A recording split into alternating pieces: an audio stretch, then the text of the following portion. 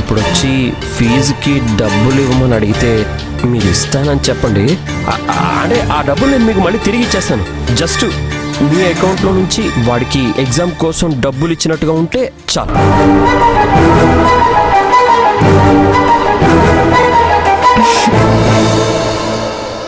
అంతే కదా, దానికెందుకు ఇంతలా ఆలోచిస్తున్నారు మీరు?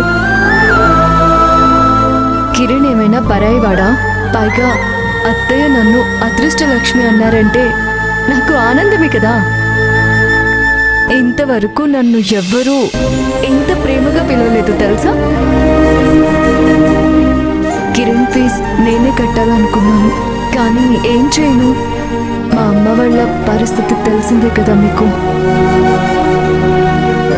వాళ్లకు నేను ఇచ్చే జీతమే ఆధారం. నాకు తెలుసు లక్ష్మి, మీరంతా అర్థం చేసుకోగలరు. అందుకే చెప్తున్నాను, మీరు జస్ట్ అమ్మ అడిగిన దానికి సరే ఇస్తాను అని మాత్రం చెప్పండి చాలు. వాళ్ళు హ్యాపీగా ఫీల్ అవుతారు. చెప్పకుండా ఎలా ఉంటానండి? పెళ్లికి ముందు నా జీతం పుట్టింటికి పంపిస్తాను అని చెప్పినా ఇంట్లో వాళ్ళు దానికి ఒప్పుకొని ఇంత బాగా చూసుకుంటున్నారు. వీళ్ళ కోసం ఏమాత్రం చేయలేనా? మీరేమీ ఆలోచించకండి, మీరు చెప్పినట్టే చేస్తాను.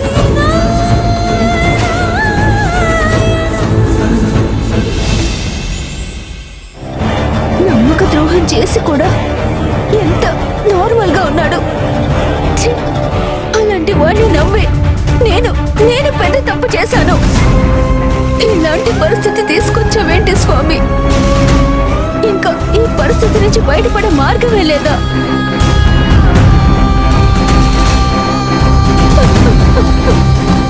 ఎవరితో నేను చెప్పుకుందామన్నా ఎలా చెప్పను? పిచ్చి పనులు చేసావా అంటూ నన్ను పిచ్చిదాల్లా చూస్తారు.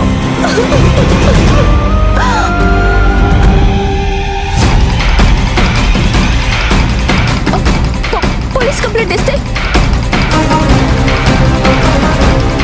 లేదు, ఆ రాక్షసుడికి విషయం తెలిసి ఆ వీడియో లీక్ చేస్తే ఏంటి పరిస్థితి? పిచ్చెక్కుతుంది.